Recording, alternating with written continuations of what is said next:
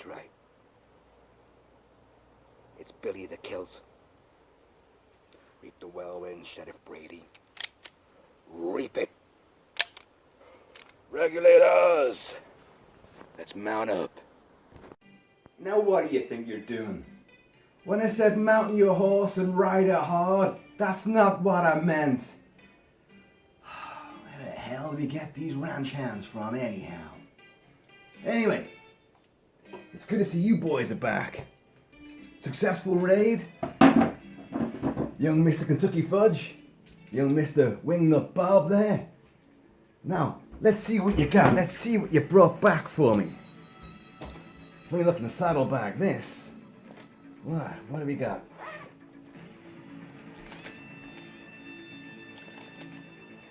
This here's a pencil case. I sent you out to rob the Santa Fe train. It was carrying gold.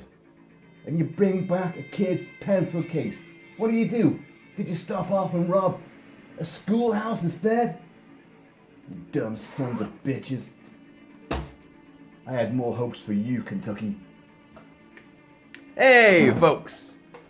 Kilt-Man here. Kilt-Man, really at a very odd angle. Let's just bring that down a wee ticket. How are you all? We're doing very, very well. Oh, it's hot out there on the trail. You got to lubricate. Don't get the wrong idea about that lubricating. You know. So, yeah, I promised a while ago I was going to review 1988's awesome revisionist western, Young Guns. The Brat Pack saddles up, puts on their guns and heads west. Yeah, Emilio Estevez as Billy the Kid. Fucking awesome movie. I love it. The critics loathed it at the time, but it's a massive success, enough to spawn a Young Guns 2 a couple of years later. And now we've got talk of a Young Guns 3, decades later. How are they going to do that? Well, I'm up for it, so I hope it happens. And Mr. Estevez certainly intends to make it happen. So, this tells the story of the Lincoln County Wars in New Mexico, 1878, which actually ran on a little bit longer than that. And it is the story of certainly part of the rather young life, well, I say young life of Billy the Kid. Did he ever die? That's the big thing, isn't it? Did Pat Garrett really ever shoot him? Well, anyway, he doesn't in this movie. But this tells the fledgling beginnings of Billy the Kid, entering into the moralistic schooling and tutoring of the great John Tunstall, played by Terence Stamp, who collects, a bit like Fagin, he collects all the down and outs and the wayward kids, all the naughty ones who pack some heat as well, and he brings them into his ranch and he trains them and he gives them a sort of social, parameter, how we should exist. He's English, you see, and these things are important. Moral standing, code of honour. Also, in reality, he was only 24 years old. Terence Stamp was in his early 50s when he played this role. But he's great, and he's already got like a bit of an already sort of tribe of these once feral kids. I mean, Kiefer Sutherland, Dermot Mulroney, Lou Diamond Phillips, Casey Size Masco, and then they bring in Billy the Kid, Emilio Estevez. He's on the run already from Tunstall's arch rival, Murphy and his men. Tunstall and Murphy, played by Jack Palance, are landowners, cattle barons, and the Lincoln County Wars was all about owning land and driving out the opposition. So each of these ranchers would have what amounted to their own mob of enforcers. In Tunstall's case, his Fagin-style tribe of once pickpockets and robbers and highwaymen are his regulators. Regulators! As they often are called. And this means that they protect the ranch, protect his land, protect his cattle, but also, in reality, they could also be used as a bit of muscle as well. Not just bodyguards and protectors and workers on the ranch. But the whole thing stems from Murphy, Jack Palance, has his men murder Tunstall, and Billy the Kid and so many other regulars witness this and then demand to become deputised to try and take down the men responsible, including Murphy. and Sheriff Brady, who's in the town, who's also in the pockets of Murphy. He's a capitalist, and Murphy's an Irishman. In reality, Murphy was dying of bowel cancer at the time, so even in the events of this movie, which they are pretty close to reality, pretty good authenticity here, but it wasn't him that was doing it all. It was, I think, his first lieutenant and his comrade in arms, James Dolan, and Dolan, if anything, was far worse than Murphy ever was. So, but for the sake of this story, it's Murphy doing it. Dolan comes into the second movie. Anyway, so no one's going to go against Murphy. He's so powerful, but they've got a friend in Alex McSween, played by Terry O'Quinn, who's like an aspiring sort of lawyer, solicitor with ideas of political, power. But he's also got a moral standing, and he stands by. He was a friend of Tunstall, and he's a friend of Billy the Kid and this gang of regulators. So he says, to the Justice of the Peace, well, deputise them. They'll do it. No one else will stand against these men and Murphy, but they'll do it. So they do. They get sworn in, and they become deputised. Now the idea is they're supposed to just go on, round up and arrest all those suspected of being involved in the air, because a lot of them took down Tunstall. It's a horrible scene. He's coming back. They come back from a New Year's Eve celebration in town. They've all been firing their guns in the air, and hats are going cock a hoop, and they all ride off to chase pheasants, which apparently weren't even in New Mexico at that time anyway. But they go off to chase them, and ominously behind Tunstall, who was on his little one-horse rig and his little English bowler hat on, all the Murphy's men come up, and then they absolutely blow him to bits and the horse, and completely destroy the wagon as well. And then they chase off the regulators, who then obviously get deputised, but they know who's done it. They've seen who did it. So the idea is go out, arrest these guys, bring them to justice. But Billy the Kid has other ideas. We already know from history that he's a borderline psychotic. He loves his own legend, his own mythology, but he is a great genius when it comes to gunplay. He is a sharpshooter. He's a quick gunfighter, and he's got a real sense of cunning to him. And Estevez brings all that out to the fore, but makes him one of the most likable, charismatic psychos you've ever seen on cinema. And but he takes the bull by the horns, and their first arrest just fucking blows him away. Basically, he's waiting for him in the outhouse, and then just blows this guy away, and then serves him, his notice, like, hey, by the way, you're under arrest. He's just shot him to bits, causing a huge gunfight, the first gunfight that these guys get involved in, and other people are killed. So all of a sudden, like, what the hell are you doing, Billy? We're only supposed to arrest these people. We're not supposed to kill them. But he's led them on the warpath already. They're on a rampage. So reluctantly, the rest of the gang, which also includes Emilio Estevez's brother, Charlie Sheen, as Richard Brewer, or Dick Brewer. And he's massively reluctant about this whole thing, as are a lot of the rest of them, because this is just, it's not what they signed up for. And once you start killing, I'm afraid someone's going to come after you. So pretty soon, they end up losing. Well, they throw their tin stars in a heap because they can't be protected by McSween anymore. They've killed too many people. They go off, try to go down to Mexico, but they've got bounty hunters coming at them left, right, and centre. More Murphy's men. Kiefer Sutherland's Josiah Doc Skerlock is infatuated with this. A celestial woman's daughter has been taken by Murphy and his men, all because this China woman ruined one of Murphy's shirts, and he has her working at his bar, his saloon, for entertainment purposes. But aspiring poet Doc Kiefer Sutherland has taken a shine to her, and he gives her flowers. He tries to read her poetry. He has to dance with her at that New Year's Eve party. But Murphy is like, hands off, she's mine, So he tries to keep luring her away, but he's got a love interest going on there. So there's a lot of torn allegiances. Billy the Kid inspires some of the men, but he also enrages them, because he's leading them into ever more escalating trouble and danger. When they get cornered by one man, whose name I've now forgotten, played by Brian Keith, a great big hulking, in a fair jacket, bounty hunter, who was also one of Murphy's men. Oh, what's his name in it? What's his name? but I've written it down here somewhere. Buckshot Roberts. Buckshot Roberts. And he's called Buckshot Roberts because he actually is carrying a fair, hefty weight of buckshot in his hip, I think, in reality. And it's a great sequence as well. Like, he just rides up to the sort of, the ranch where they're hiding out, and like on his own. So they all come out and say, like, what do you want? He said, well, there's a 250 for, the dickhead here, Billy the Kid. But the rest of you little shits, it's only like $50 a piece. But hey, what the hell? Let's dance! Start shooting at him. And he's just in plain view, but he scares the whole lot. They scatter. Next thing, Billy, you go and arrest him. Ah, shit, I ain't going out there. So Dick goes out there, Charlie Sheen, and gets blown away.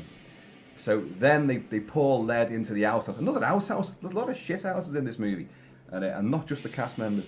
And he's in this, and you presume they've killed him by just pouring lead into this outhouse. Then they make a break. But that one of their own's now been killed. You've also had a moment earlier on where another man has joined the team, a guy called McCluskey, and he joined. Well, Terence Stamp's, John Tunstall is still alive, but the rest of them are a bit wary of him. But he ends up being quite likable and part of the gang, fits in quite well. But there's a moment where they're out by a creek bed, and they've caught two more of Murphy's men. And they're going, we're going to leave these back in. Look, Billy, we're not just going to take him out and kill him, as Billy wants to do. We're going to go out and take him back to Lincoln County and put him under arrest. That's what we're going to do. And then this other guy, this new guy, says, like, hang on, Billy, why don't we go a different way? Why don't we go via this way? Because I think it'd be safer. And he does, and it's dead obvious. The two men apprehended, he's going like, why don't we go that way? And Billy the Kid just goes like, I saw that. What? I saw what you just did. No. What did you see? What did you see him do, Billy? He knows what I saw. He's one of them. He's working for Murphy. No, he used to run with Murphy. Now he's working for us. He's a regulator. And like, oh shit, I'm sorry, he says. Like, he puts his hand out, and this other guy's going like, yeah, all right, Bill, no worries. Yeah, I'm just sorry I didn't sniff you out sooner, you rat piece of shit. Blows the back of his head out.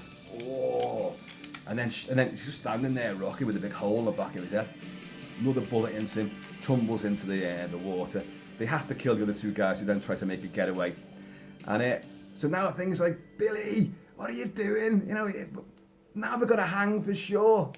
But Billy's just like, this is great. I like these odds. He's a fucking lunatic. But he's also, they make a huge point that he's doing the right thing. In the film, he's getting revenge on a bunch of absolute bastards who do deserve to die.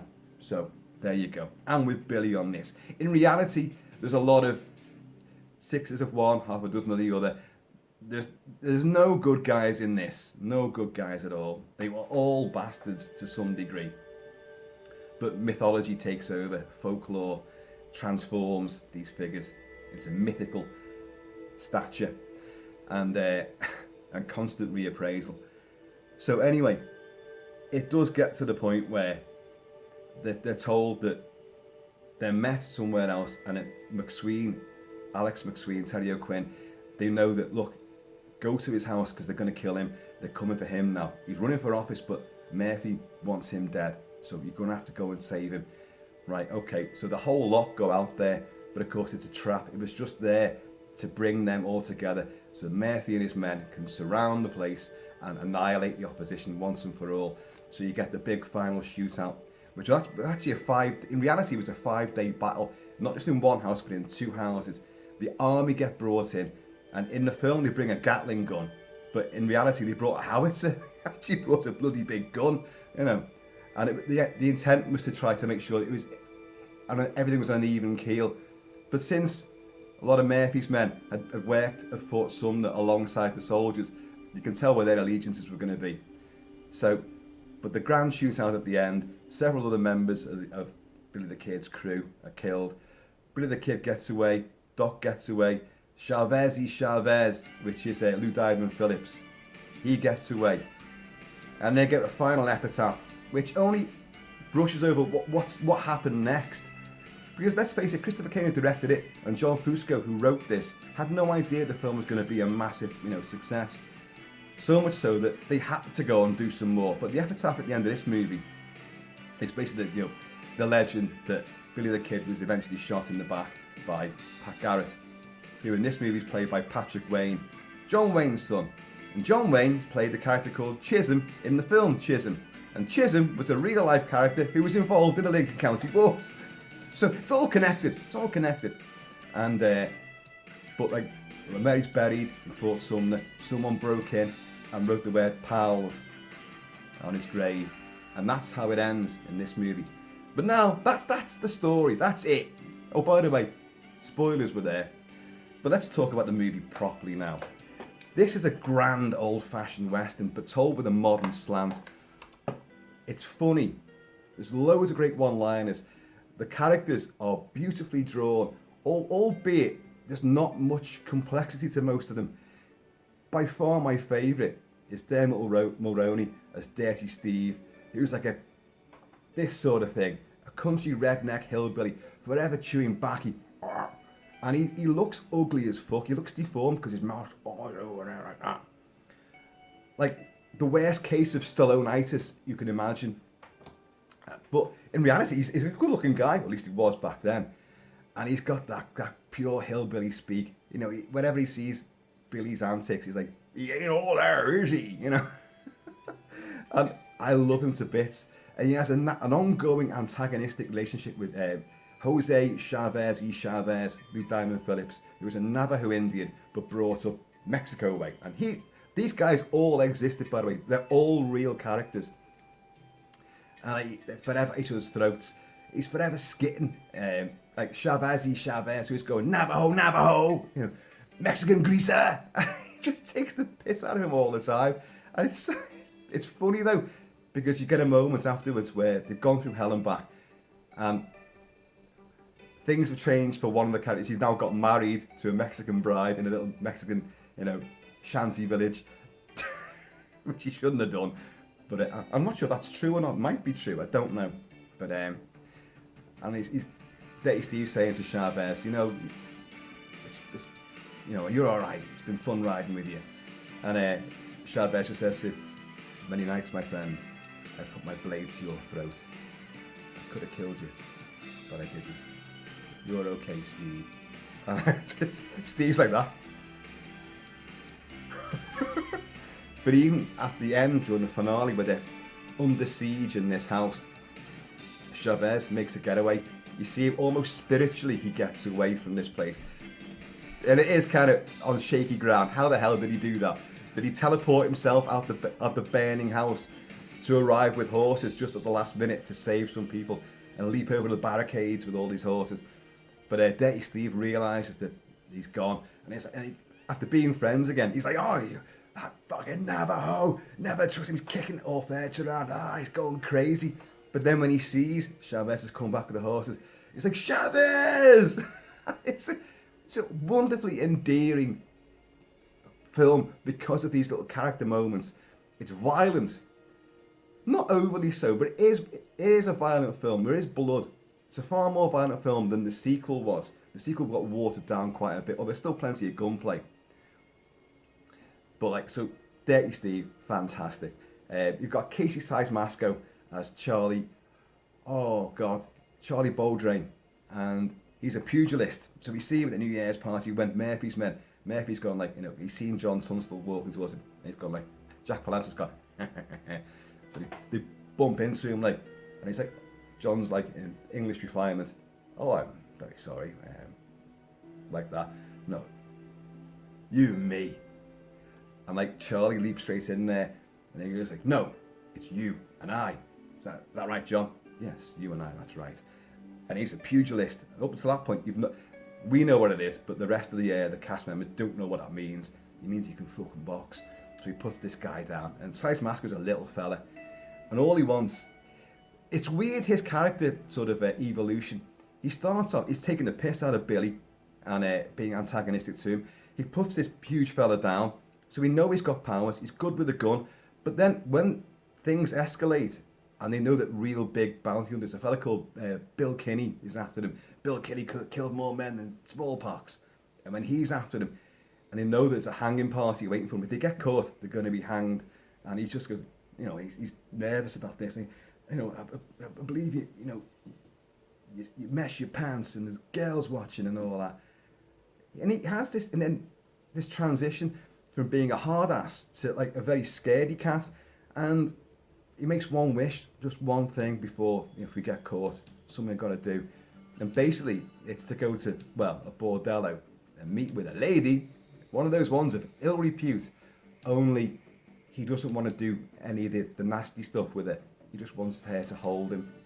And it's a lovely little sequence, actually. And but then he's the one that goes, he gets married in this Mexican village later on. He takes a Mexican bride. So when they get word that McSween is going to be assassinated, let's man up, come on, we got to go and save him and all this. And they're saying to Charlie, you stay here, Charlie, you stay here because you've got a wife now. You should stay here. Even Billy the Kid's saying it, stay here. I say, no, I'm riding with you. But when Bill Kinney arrives at the final shootout, and there's barricades all around the house, and the army's been brought in, there's tons of men out there, they're surrounded, and he sees Bill Kinney, and they're going, Charlie, what's it like out back there? And he just sees Bill Kinney, who's become this nemesis for him, even though we haven't seen him before. Oh, apart from a chase where our boys managed to outwit them and make a getaway through a creek bed, and he's like that, and he just comes in, he's going, but Bill Kinney's here, and they go, oh, I kind of realised, no, Bill Kinney's here, yeah, all right, yeah, it's Bill Kinney, he's here. I think he was a lot of stuff. Thank you, Charlie. Yeah, we fucking know, all right. And then in that shootout, we get some more blazing examples of the psychosis and the sheer devil-may-care, absolutely, you know, the death wish that Billy the Kid has. Totally unafraid of bullets flying at him.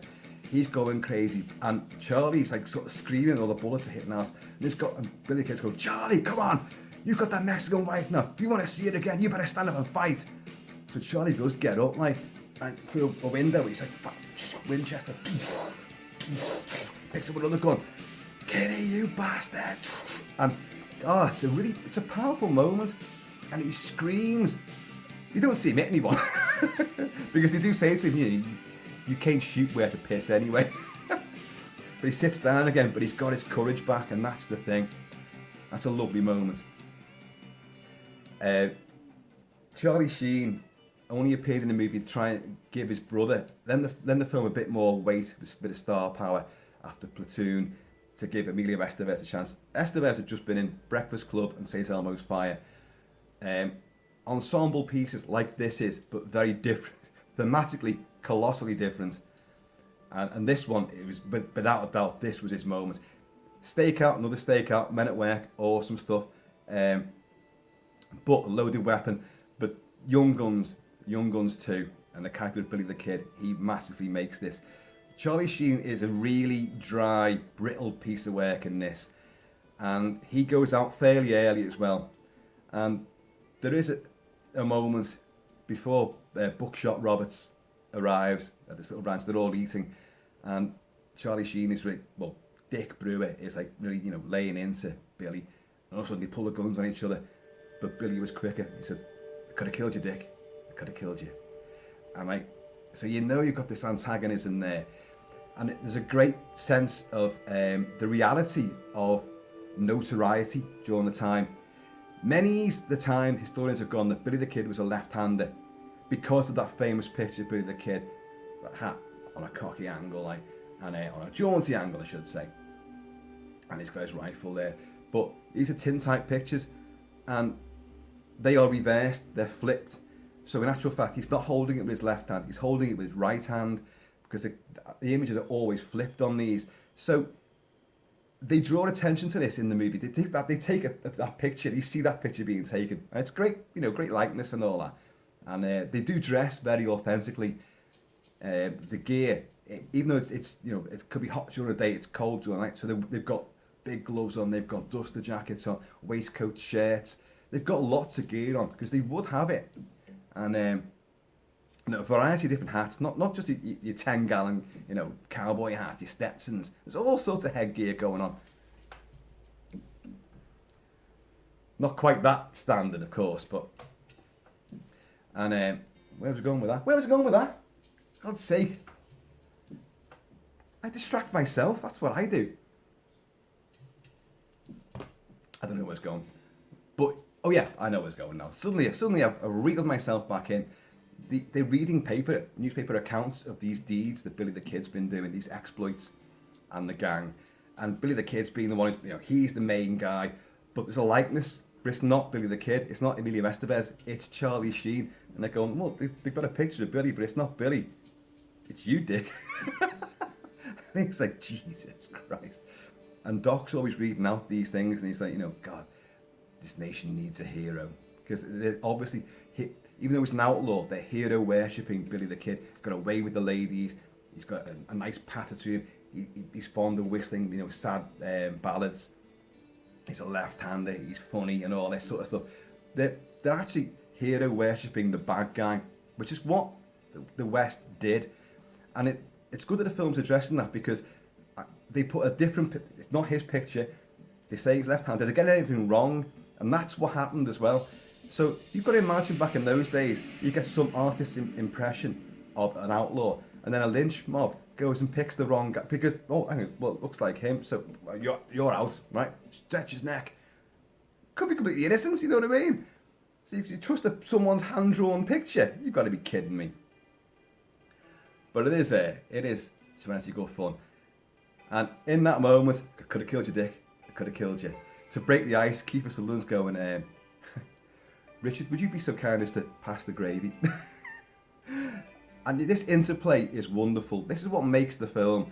Despite all the hit and run escapades, the shootouts, the sieges, the high drama, you've got the interplay between this glorious cast. There's a great sequence where Lou Diamond Phillips as Chavez, we're at a crossroads, brothers. You know, we need to know where to go next. Do we run to the south? Do we head east? What do we do? Do we go back to town and face justice? What do we do? And he finds, well, peyote, magic mushrooms basically, finds this and says, right, and he mixes it all together, puts war paint on. You know, when a warrior comes to a crossroads, he needs to know where to go, becoming a spirit wild. So they all have these hallucinations. Dermot Mulroney as Dirty Steve, it's just seen great big chickens everywhere. You see the size of that goddamn chicken? And he's blowing it.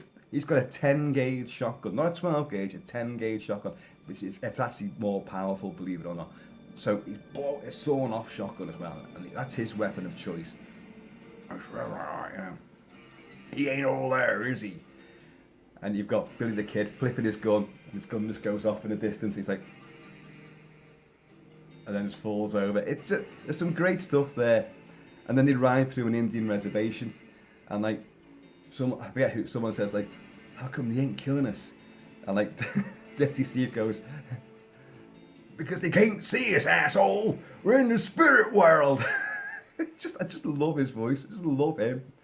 And Lou Diamond Phillips has a moment of, because basically he's saying, no, we've got to head west. That's our destiny lies, going west. But Billy the Kid said, no, our war's here. We haven't finished what we started. We're still avenging John Tunstall. Remember John Tunstall, the guy that took us in when no one else would, the guy that looked after us, and he's dead.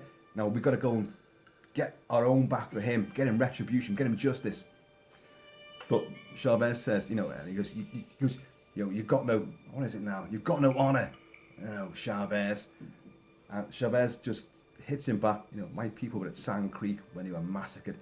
You know, they were killed by boot heels. My brother and sister were killed by boot heels. They were only 3 years old. My mother was split from her privates to her throat and all that. And you say I've got no honour, or whatever the hell it is like. But he has a real good rant, and you think, oh shit, that's going to move everybody. But it doesn't. Estevez is superb, because Billy the Kid goes, well, you're just a coward, Navajo. You're just a coward. You know, if I was you, you know, Murphy's men killed all your people. I'd want revenge. Don't you want revenge? Don't you think they want revenge as well? And you're just going to turn tail and flee? No. Yeah, you're just a coward, Navajo. And you're like, have you not heard what he just said? You know, he has got feelings. And it's manipulation, and it's very, very clever the way they do it. So they're bringing Chavez back on board again, because yeah, Billy is right. We've got to put this to bed. We've got to kill everybody else as well. Now we've started on this path. There ain't no turning back from that one. So, and who else have we got? We've done Charlie. We've done Chavez. Doc, Keeper Sutherland. Doc and Lieutenant Phillips have the best hair in it because they've got lots of hair. Lieutenant Phillips, it's flowing down his back, gorgeous mane of hair. But you've got the iconic Keeper Sutherland, Lost Boys, Young Guns, that look. You know, he's got his blonde hair and it's uber cool. And he's got a long duster jacket on. And he's carrying an 1876 Sharps Cavalry. This is a bloody big rifle. And I love the fact that these guys they're meant to be sharpshooters, but the gunfights themselves, they're not that spectacular. They have lots of fun, lots of action, lots of death. People aren't dropping all the time. They're missing a lot of the time, which is what happened. You had to go up and point your gun in someone's face to kill them back in those days. You're firing a handgun. You're missing by miles. It's the nature of the beast. But these guys were good, but even they're not geniuses. I love the fact that at the end of it, when the army turn up and they're all in the windows going, as the army arrive, and like Kiefer Sutherland's Doc, Scarlock says like, Billy, we're good, but this is getting ridiculous. And it is, because how the hell are you going to get past that? But in reality, they did. They actually did. Not as many people died in real life as they do in the movie. But, you know, it's one of those things. I love as well, like Terry O'Quinn as Alex McSween. He's great. He's trying to do the right thing, but he's also like, look, when they throw the badges back down, when they realise he can't defend them, and he's like, look, Billy, you turn this into a war. I can't defend you from that. There's no coming back. Well, maybe I want you to get President Hayes to come down here and take a look what's going on. Jesus, Billy. And then in the siege at the end, they know it was a trap to lure us in here. So Billy offers a gun to Alex, and Alex goes, you know, active participation in a gun battle? That would negate my life insurance policy. I can't do that. It's forever business first. And these great lines are just always thrown in when you least expect them as well. Oh dear. So lots of Colt revolvers, shotguns, long carbines. You've got cavalry weapons, you've got the 10 gauge shotgun, you've got lots of Colt revolvers and stuff, like lots of weaponry, and it's used authentically as well. And you've got that excellent sequence where they go into, they're again on the run, and they go into another saloon somewhere, and there's a braggart at the bar, and he looks great as well. He looks like a cross between Jeff Fahey and Don Johnson. Long tresses of grey hair, facial foliage, but he's a cool looking dude. And he's bragging about how he's going to kill Billy the Kid. So Billy gets up there and he goes, oh, I heard all that. And what do you want? Well, I just want, can I have a look at the gun that's going to kill Billy the Kid? And he's like, and this guy, in all his finery, and he looks absolutely boss, flips the gun out, hey, gives it to him. But Billy unloads the 3 bullets that are in it, gives it back. You know, you stroke a man's piece, you may as well be stroking his woman. Give that back now, kid. And he starts, the banter between them gets worse, and it's more acerbic, and this guy's losing patience. He's trying to impress the women, and he's saying, look, you know, you better hightail out of here before I take your bitches down and put you over my knee and spank your little bottom blue in front of all these lovely ladies here. And Billy just goes, I'm leaving now, but before I go, I want to know, what does Billy the Kid look like? How do I know him so I can come back and tell you? Well, he's a left-hander. He's got a way with the ladies, and he's fond of humming sad ballads and all this sort of stuff. And you go, so Billy just turns around and looks in the mirror behind the bar and goes, hey, I see him. And it's funny because it's so fucking stupid. And this guy, Billy's been playing him all along. He's meant to be a sharpshooter, a gunfighter. He would know that his gun was weighing less because the bullets had been taken out of it, for one thing. Plus, you'd actually check. Plus, you wouldn't actually go and give it to someone who is a kid. You know, and is confidently walking towards you and has got 4 or 5 friends sitting over there who are all armed to the teeth. Get a grip, gunfighter. And he takes the gun back, and Billy starts, he goes, you better get out of here, kid, and all that, and he starts whistling, you know, a sad ballad. So the guy realises, pulls the gun on him like that, click, click, click. Billy just shoots him, and the others are like that. And another one, he's just killed another one.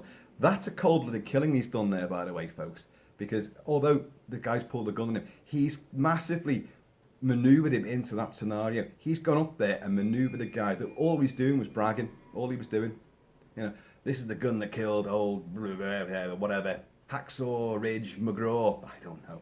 And Billy turns around and goes, bullshit. But he is so funny with all of this. And you laugh at this sequence because you think, oh, that guy fucking had it coming. Well, he probably did, but that was still murder. That's genuine murder. So the film doesn't shy away from Billy doing these things. And by the way, that trick, taking the bullets out and giving the gun back, I know I was taking the piss. How come that guy didn't realise? Apparently Billy did do that. That actually did happen. He did take a gun off someone and unload it and then give it them back. So when the actual gun popped up to shoot him, they couldn't do a damn thing and Billy killed them. That is actually a true element. So it's all John Fusco's writing. He knows this. John Fusco, by the way, is a keen martial artist. Where that came into all this, I don't know. But it's good that, you know, he's got this background, a love of martial arts, a love of gunplay, and a love of the Wild West. So it all fits in together. The macho sort of interplay. So, and then at the end, of course, Jack Palance, McSweeney's been killed. His wife's been led out and taken by the army, and they put the Gatling gun on McSween. And now apparently that in slow motion he's doing the dance of death when he should be riddled with blood squibs going off. But Christopher Kane and the producer said, like, no, we'll get an X rating if we do that. It's going to be too gory, so they don't have any blood squibs going off. So it does look kind of funny the way he's just dancing around. It should be chopped to bits. It's also weird how they didn't turn the Gatling gun on the escaping fugitives. Dirty Steve gets shot down there, and Charlie Bowdry gets shot down as well. They come down the steps as Chavez is leaping over the barricades with the horses in glorious slow motion, and they're firing as they go. Tom Cruise is in that sequence as well. He plays a guy with a big moustache. Again, a lot younger back in those days, but a good friend of Emilio Estevez. So he wanted to be on set. Let him be there for one day, and you'll spot him. You can spot him there. Got to look close though, and he gets killed as well. And but Charlie has his final conversation with Bill Kinney, and he's been shot several times, and he comes up in one of those glorious sort of those, like, couple of frames, you know, and then zoom, and finally takes out Bill Kinney. So the guy that was giving him nightmares, he does put him down, which is wonderful. Then he dies. They all get shot. Chavez gets shot. Billy the Kid gets shot a couple of times. Doc gets shot. But they all manage to sort of limp away on the horses. Doc has managed to save the little Chinese girl that was Ang Lee. I don't know. He managed to rescue her, and they ride off.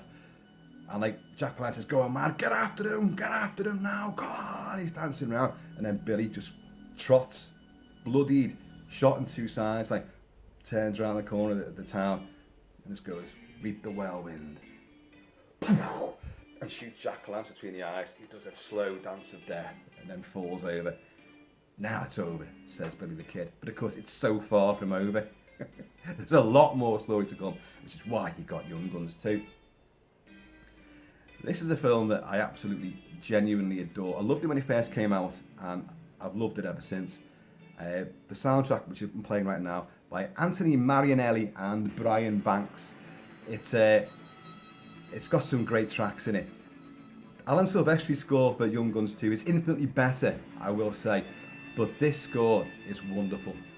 It's got lots of comedy elements to it. It's also got lots of folk elements to it, but it also has a really catchy main title theme, which I'm going to play right now, during that glorious sort of sepia tinted grainy shot intro where they all stand in a line and pull their bandanas down and show who they are, like, and then as Christopher Kane, Dean Semler, great cinematographer, camera races up and down this line, they all start unloading their weapons at some invisible enemy.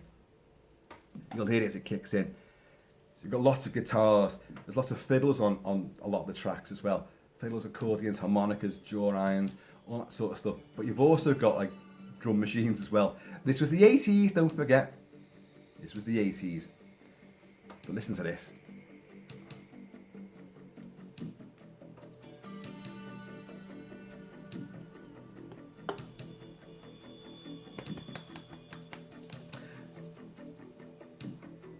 When it kicks in, it's gorgeous. You can see how John Bon Jovi got involved in this for Blaze of Glory, for Young Guns 2. And John Bon Jovi's actually in Young Guns 2, another little cameo.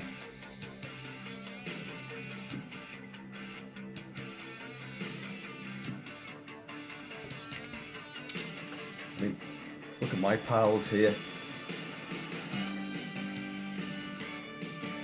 Doomed.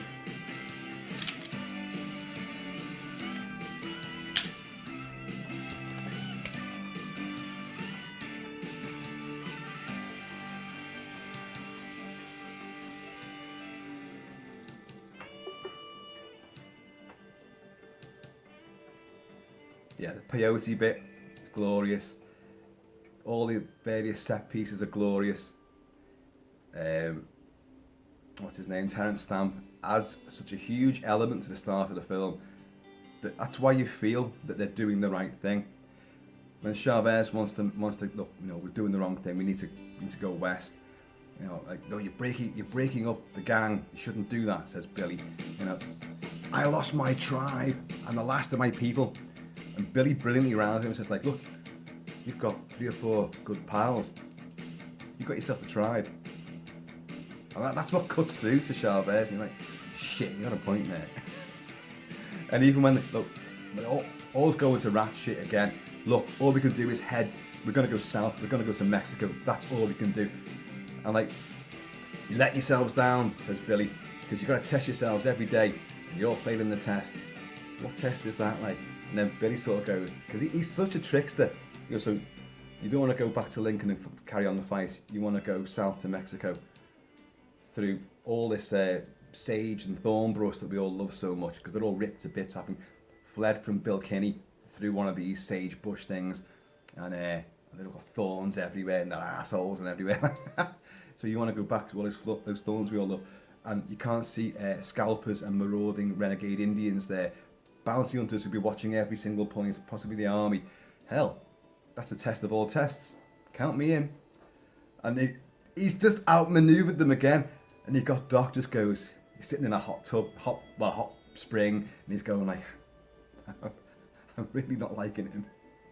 There's also a great moment as well where Billy the Kid's talking about Doc, and he said, and Doc's somewhere else. Doc is actually done a nighttime sort of mission to go and see this little China girl and get her to come away with him, because, you know, it doesn't work, but he keeps trying it, and he's broken into like Murphy's saloon, so he's gone right into the heart of, you know, the devil basically. And you've got Billy's going like, no, Doc will come back, Doc loves me. It cuts straight back to Keith and he's going like, I hate him. It's all these little flips, they're just tremendously well done. You've also got, when they're in the Mexican little shanty town where Charlie gets married, you've got Billy's actually in a real hot tub now, he's in a proper bath, and he's reciting a message to the governor of the state of New Mexico to come and meet him, and Doc keeps on writing it all down, and he's sitting there patiently writing it all down, and he's going like, yeah, come, you and a couple of your men, come and meet me, don't bring any weapons, don't shoot, because I won't be armed. And Doc's going, because I wish, you know, I'll approach you and I'm going to surrender. And Doc's like, what the fuck is this? Like, it cuts to another scene elsewhere, then it cuts back to Billy in the tub, and he goes, P.S. I changed my mind. Kiss my ass! And he has this manic laugh. It's just so addictive and so just irresistible that you're drawn to him. You would go through hell and back for this guy. In reality, a lot of these guys did, so he must have had that sort of magnetic quality to him. But you can also, I love the fact that there is dissension amongst the ranks. Dick Brewer does not like Billy the Kid, and he dies. Billy takes over, in essence. But the other men, he's got them by a code of honour. This whole pals thing, he wins them over every time against their better judgment. But Dirty Steve will go along for the ride anyway. He doesn't give a shit. Like, as long as he can trade insults with the Navajo, and get to use that glorious 10 gauge, then he doesn't give a shit. But he ain't all there, is he? He's outstanding. But it's mythical storytelling, and it's also done. It's partly old-fashioned Western, but told with that gritty, realistic sort of new look, which crept in the 70s with Clint Eastwood's The Outlaw Josie Wales, High Plains Drifter, The Beguiled, all that sort of stuff. So it's got that authentic look to it where they're wearing real gear. No one's clean, they're all dirty. Despite this being a gorgeous brat pack, they look terrible. Apart from Kiefer and Emilio Estevez, they look shite. Poor old Dermot Mulroney is Dirty Steve.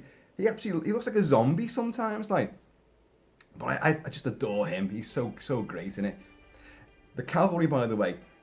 Now, you could put this down to a bit of forward thinking for 80s cinema, but it isn't.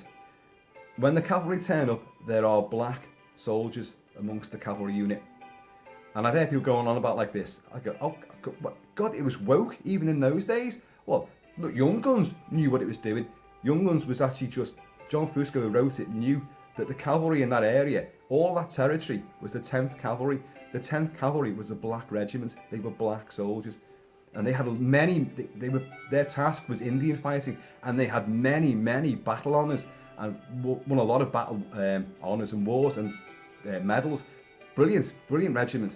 So when that regiment, those troops turn up at the end, and there's black soldiers there, yeah, they would be there. In actual fact, most of them would be black. What they didn't wear though was yellow neckerchiefs. Hollywood, I can't even believe that the day of Young Guns coming out, that they hadn't ditched the bright yellow neckerchiefs. That never happened. And sadly, in Young Guns 2, they're still wearing the bright yellow neckerchiefs. I do not know where that come from. Do not know. Something to do with you, mate. That's a duster. That's not a neckerchief or a bandana. That's a duster you got round your neck. Fakes. Frauds. Young Guns, folks. It's great, well worth a revisit. I wanted to really go in depth on this, and I probably have gone in depth, but there's probably a hell of a lot more I should have said about this. But basically, the score is great, the direction's great, the script is wonderful, the characters are all fabulous. The only downsides would be slightly that it is a little bit choppy, and distances again are condensed. To get from where they were in that sort of Mexican sort of shanty town swiftly back up to Lincoln, to Lincoln town, and to save McSween, and because they get told he's going to be killed tonight. That's a hell of a ride. That's not just down the road, So there's things like that, and it's kind of threadbare when it comes to characterization and depth of character. Billy, you totally understand. You get a lot of him. But the rest of them, you understand Chavez. You understand a bit more of Charlie. But Charlie has a strange evolution from being a tough guy initially to being a bit of a cowardly kitten who just wants his mummy and is terrified of Bill Kinney, and then has a turnaround again. I like it, but it doesn't seem to fit really that well. And the rest of them are just, well, they're just caricatures, larger than life caricatures. But in a film of this style, an ensemble cast, action aplenty, that's all you need. The film feels suitably epic. It has so many elements to it, and the vast majority hit the bullseye every time. Great good fun. 6 reasons why the West was wild. An absolutely great tagline. Things would change with Young Guns 2. They try to get that magic back again, and it doesn't quite recapture it. It's still amazingly good fun and vastly entertaining, but it's not quite the same caliber as the first movie. It lacks the edge as well. This one has a sense of foreboding to it as well. When the troops all turn up and they realise they're surrounded, there's a real grim sense of inevitability about it, and this last stand. But as I say, if you know your history, you know it goes one way beyond that, and you get that, of course. So, what am I going to do next? At some point in the near future, I'll dive into Young Guns too, because why in the hell not? Anyway, folks, I have been and always shall be Kilt-Man, so please be careful out there in the Badlands. Watch out for them thorny bushes. Watch out for snakes in the grass, and I don't just mean a slippery kind, the ones that pretend to be a friend, but they're not really, you know. And always, if someone takes your gun and they give it you back, make sure the bullets are in it. It's a quick, simple tip. An even simpler tip is don't give anyone your gun. Ta-da! So, please, keep it kilted, keep it Celtic. And I am going to see you all